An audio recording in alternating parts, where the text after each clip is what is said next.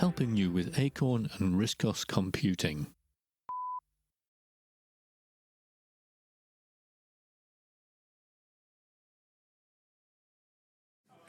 Nicely faded out the music. Good afternoon, gentlemen.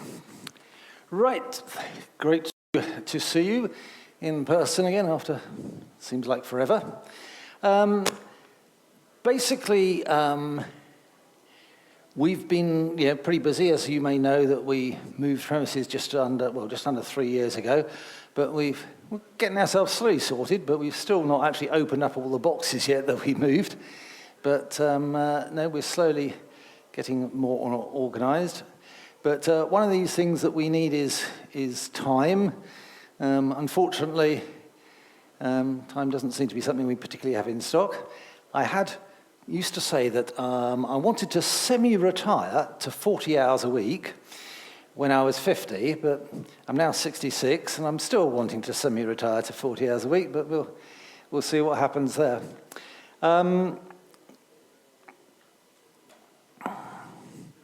One of the things at the moment, now this is not particular to CJE Micros, but to give you some idea, printers for RISCOS users have always been a slight issue, but it's not too much of a problem that we can supply in that Hewlett-Packard still make some PCL3 inkjet printers, but even those are relatively rare and expensive, but we can get hold of them.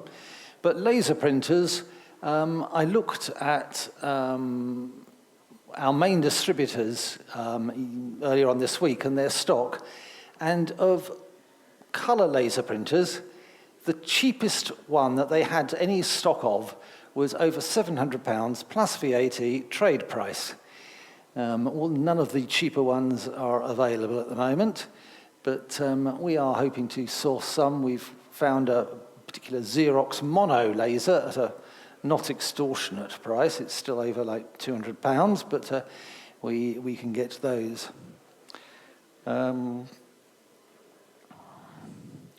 A few sort of things that we're now doing slightly differently, sort of changes. A lot of you may be aware that we do the range of ZIDFS interfaces. Thank you, Ian, for that. But one thing we now do is, rather than on these, we used to mainly put on a little interface to the ID there to allow people to plug in compact flash or SD cards, but we've now got these mSATA interfaces, and the idea of using an mSATA drive, because mSATAs are obviously, they're designed for filing systems, sort of computer type use, as opposed to SD cards and compact flash, which really were designed for camera use. So we're preferring to do those, and we found a source of some new, reasonably priced 16 gigabyte mSATA memory cards. Although when people use them in a A3000 or a A5000, then they only actually can access 2 gigabytes of it, but that's still vastly more than they would probably normally have had connected onto their systems anyway. And since the last physical show, we've done a couple of new products.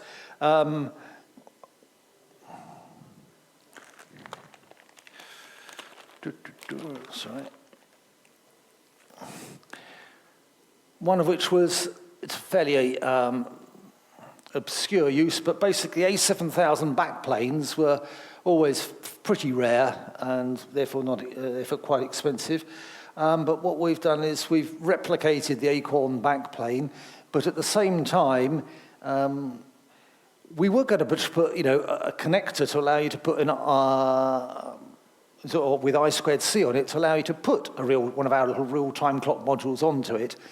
But someone on Stardot mentioned, when I said we were doing this, mentioned, why not put the option of real-time clock on the actual board? So we actually did that. So this is an A7000 backplane that has a real-time clock on there, because obviously quite a few A7000s, the real-time clocks have died on that. But we can supply it basically without the battery and the real-time clock chip. And we put all the other components on, the crystal and a couple of resistors, because that's cost pennies in overall. So we're doing, that's one project. And then another one that very helpfully, another Ian gave us permission to produce a design that he did, which is, this is a Archimedes and A5000 keyboard encoder, because as you may know, whilst the Archimedes used a PS2 type 6-pin mini-DIN plug, it was not standard, and you risked damaging your keyboard circuitry if you plugged it in, and even if you did that, you then had nowhere to plug the mouse anyway into, because the mouse plugs into the keyboard. But anyway, so we produced that, and it's a nice, neat design, does the job, allows you to plug in most PS2 keyboards and mice into all the Archimedes family, so 305, 440, A540, R1, 260, all those models, and the A5000. Also on the retro end of things, quite a lot of people had A3000s and they were trying to resurrect them, found that they had the flexible connector that was on the keyboard that you could plug into the motherboard. The conductive strips, flexible, had started to deteriorate and wasn't making proper contact. But someone very helpfully spotted and told us about these little connectors here, and these effectively will go onto the connector and they effectively crimp onto the insulation displacement type. Well, no, sorry, that's not insulation displacement. It makes enough contact, providing you have some of the conductive material left on there. And I know that, I think we've sold about at least 10 of these sets, and I know one person said that he's managed to resurrect 5 keyboards himself using these sort of connectors, so they can be very useful. Another thing that everyone in the computing industry seems to go for monitors, go for wide. Whereas I always find it's the vertical height that I sort of would really like more space on. So when 1920 by 1200 monitors became fairly difficult to get hold of, I was disappointed, but we've managed to buy in a small job lot of 1900 by 1200 monitors that have both VGA and DVI input. We got one on the stand showing you, and they're sort of like £129, or we do have a new one in stock as well, but it's also like rotatable, and it's quite a high-spec monitor, so it is quite a bit more expensive, but they are still available, and those are, I find, very useful to use. Now that we've got this supply, and I'm thinking of putting one on my desk myself, because that would be useful. Moving on to, we now, of course, are producing the Raspberry Pi 4, that's basically the Raspberry Pi 4-based system in a mini ITX case, and it does a very good job of that. We have been looking at the Pi Compute Module 4 systems. A number of people are producing motherboards that will take the Pi 4 Compute Module. Unfortunately, the first one that we were looking at and involved with to some extent, that sort of stalled, that project stalled a little bit. And then the next one, they've had a bit of a problem with one key component on that, so things haven't moved forward on that. Now, unfortunately, even because there are, I think there must be getting on for 10 actual projects involving those that I've seen. Now, some are doing some special things, multiple compute modules, which really aren't of any interest in the RISC-OS world, but of ones that would be of RISC-OS world,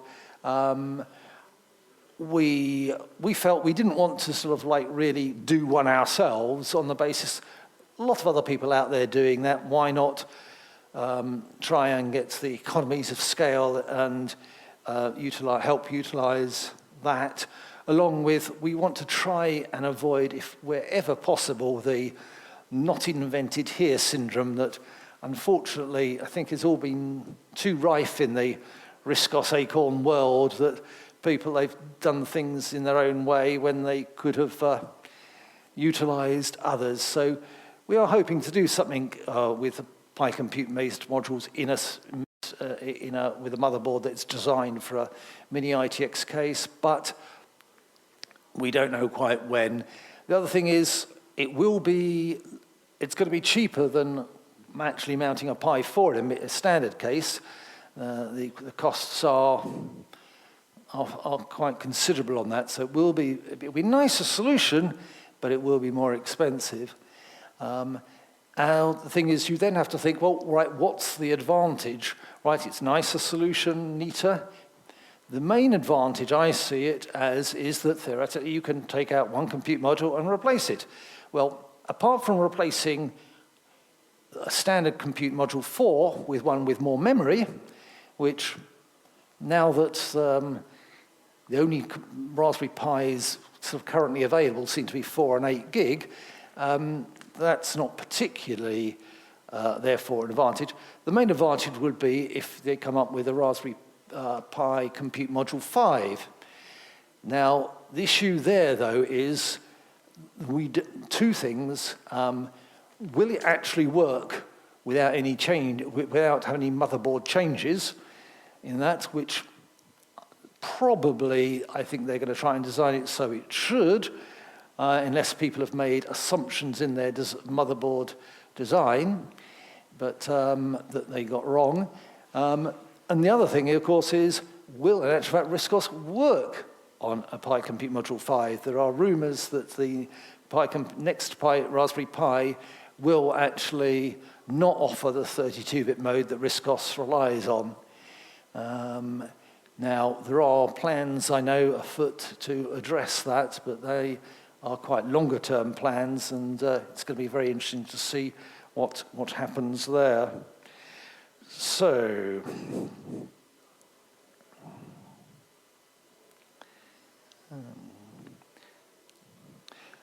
the other thing is just that we did, what was it, last year, I think, when we found out that the RISC-OS user guide wasn't just available to anyone free, which seemed rather bizarre circumstances, we found out that the reason why it couldn't be made available was that it needed a particular license to be bought relating to the fonts.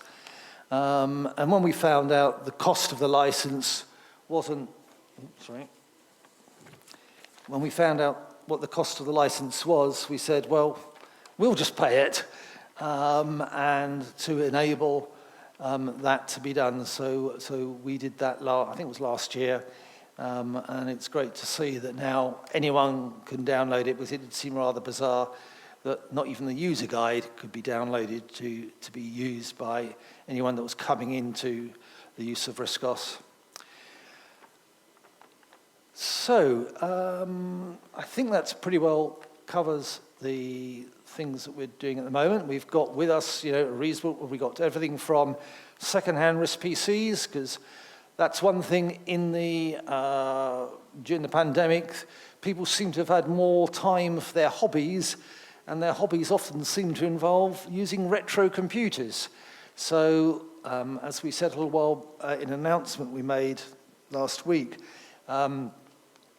we've been sending RISC-OS kit around the world, and are actually quite low on stock on some things, but so that's why we're looking for, if you've got old Acorn kit that you want good homes to be found for, we can try and find it a good home for you. Sorry, I mean. The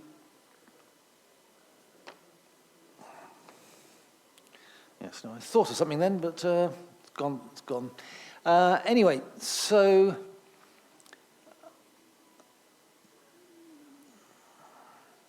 no, it's gone. Anyway, right. Has anyone got any questions? General things about ROCC or anything particular around CJE and what we do? Any questions? Feel free to shout. Everybody's fully informed. Good. Right, that's where we like to be. But do come and see us on our stand. We hope to find something that you need there, I'm sure. Thank you very much for your time. Thank you, Chris.